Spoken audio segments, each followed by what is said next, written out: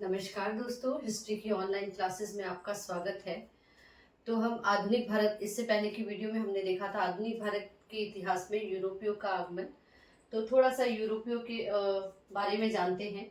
तो देखते हैं, भारत में सबसे पहले पुर्तगाली आए थे। तो भारत में जो है पुर्तगालियों का आगमन सबसे पहले हम देखेंगे। तो देखिए, एक जगह है टर्की में, उस्मानिया कुस्तुनिया कुस्तुतुनिया, ठीक है, कुस्तुतुनिया। तो 1453 में जो कुस्तुतुनिया है, जो कि अभी तुर्की में है, उस पर उस्मानियों का नियंत्रण हो गया था। ठीक है, 1453 में कुस्तुतुनिया में उस्मानियों का जो है नियंत्रण में हो गया था, जो अभी कहाँ है, अभी टर्की क्षेत्र में है। ठीक है, ये है टर्की। टर्की क्षेत्र में जो है उस्मानियों का क्या हो गया था, नियंत्रण हो गया था। और उस्मानियों का जो उदय था वो टर्की क्षेत्र के कुस्तुतुनिया में हुआ था। कुस्तुतुनिया जो है वो बेजेंटाइन की राजधानी थी, जो उस समय रोम का एक हिस्सा था।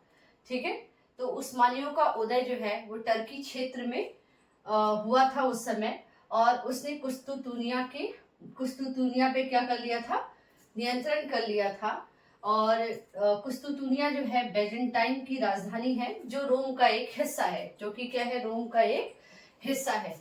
ठीक है, तो अब उन्होंने क्या किया कि अब उस्मानियों का जो है नियंत्रण किस पे हो गया था, आपके कुस्तुतुनिया पे। तो उस नियंत्रण के परिणाम ये होता है कि जो भारत से स्थल मार्ग, ये भारत है, भारत से यहाँ पे स्थल मार्ग से क्या होता था, व्यापार होता था। ठीक है, अब उस्मानियों के नियंत्रण से क्या हुआ कि उन्होंने स्थल मार्ग को क्या कर दिया, अवरुद्ध कर दिया। ठीक है, अब अवरुद्ध कर दिया तो अब यूरोप के लोगों को क्या हुआ, देखिए, उस नियंत्रण का परिणाम ये होता है कि जो भारत का स्थल मार्ग जो है, जो यूरोप से व्यापार का एकमात्र रास्ता था, उसको उन्होंने क्या करा, स्थगित कर दिया। ठीक है, अब जो उस्मानिया लोग थे उन्होंने व्यापार को अपने तरीके से चलाने का हर एक प्रयास किया, और वो जो व्यवसाय था उसको अपने तरीके से चला रहे थे, इसलिए उन्होंने हर प्रकार की बाधाएं जो है उसमें उत्पन्न की। अब व्यापार तो चल रहा था, लेकिन यूरोप के लोग उससे क्या थे, संतुष्ट नहीं थे, क्योंकि जो मसाले वगैरह थे, जो भी चीजें थी, वो क्या कर रहे थे, उन्हें महंगे दामों में लेना पड़ रहा था। और उस समय जो है भारत के मसाले जो है बहुत ज्यादा फेमस थे। और क्योंकि इन लोगों ने ये मार्ग जो था वो अवरुद्ध कर दिया, तो स्पेन के लोगों ने और यूरोप के लोगों ने क्या सोचा, मतलब इनका व्यापारिक कनेक्शन जो क्या हो गया, वो बहुत ज्यादा शिथिल हो गया। तो 1453 में इंडिया से यूरोप का जो व्यापारिक कनेक्शन था वो बहुत शिथिल हो गया, क्योंकि यूरोप में जो है भारतीय मसालों की क्या थी, बहुत ज्यादा डिमांड थी। ठीक है, अब 1453 में जो है इंडिया से यूरोप का जो व्यापारिक कनेक्शन था वो कम, बहुत ज्यादा शिथिल हो गया, कम हो गया, ना के बराबर। तो यहाँ के लोगों ने सोचा, स्पेन और यूरोप के लोगों ने सोचा कि अगर जल मार्ग से इंडिया की खोज की जाए तो क्या होगा, इससे जो है व्यापार का लेन देन जो है वो आसानी से हो जाएगा। तो उस समय स्पेन से एक आदमी जो है इंडिया की खोज के लिए निकला, लेकिन वो इंडिया मार्ग भटक जाने के कारण कहाँ पहुंच गया, अमेरिका में। उसका नाम था कोलंबस। तो कोलंबस ने क्या करा, अमेरिका की डिस्कवरी कर दी। ठीक है, किससे, जल मार्ग से। ठीक है, स्थल मार्ग से तो व्यापार का लेन देन था ही, लेकिन जल मार्ग से ये निकला तो इंडिया के लिए था, लेकिन पहुंच कहाँ गया, ये अमेरिका, कोलंबस में पहुंच, कोलंबस जो है कहाँ पहुंच गया, अमेरिका। ठीक है,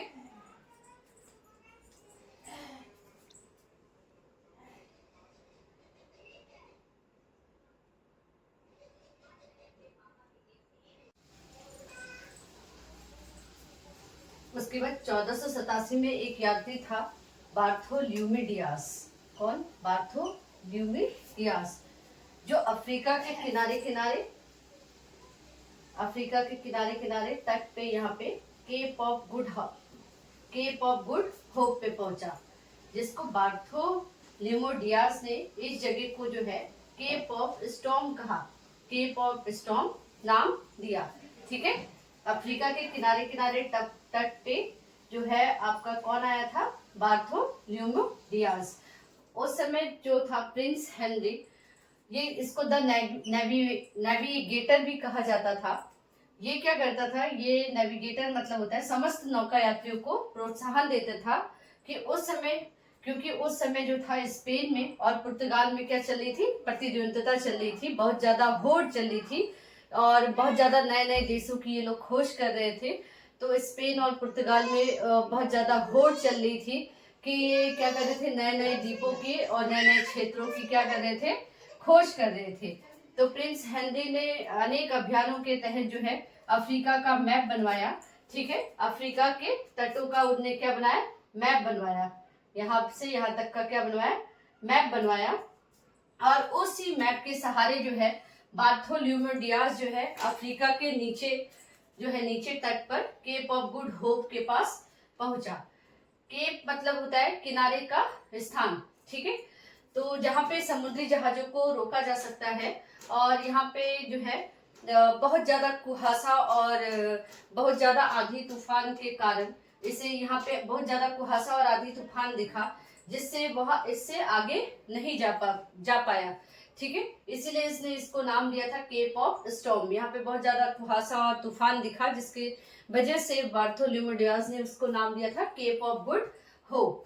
ठीक है, तो प्रिंस हेनरी ने अनेक अभियानों के तहत जो है अफ्रीका का एक मैप बनवाया और इसी मैप के सहारे जो है ये यहाँ तक बार्थोलोम्यू डियाज जो है केप ऑफ गुड होप तक पहुंचे। ठीक है, केप ऑफ गुड होप, आशा द्वीप इसे हम कहते हैं, आशा द्वीप। पहले उन्होंने बार्थोलोम्यू डियाज ने इसका नाम जो है केप ऑफ स्टॉर्म रखा था, बाद में जो है इसका नाम जो है केप ऑफ गुड होप आता, आशा द्वीप। ठीक है, आशा द्वीप। फिर उसके बाद जो है 1498 में एक जो पुर्तगाली थे, 1498 ईस्वी में एक पुर्तगाली थे वास्को डिगामा, जिन्होंने भारत की डिस्कवरी की थी। तो इससे आगे हम वास्को डिगामा के बारे में नेक्स्ट वीडियो में पढ़ेंगे। और आज के लिए इतना ही। प्लीज चैनल को लाइक, शेयर एंड सब्सक्राइब करिए और ज्यादा से ज्यादा शेयर करिए। धन्यवाद।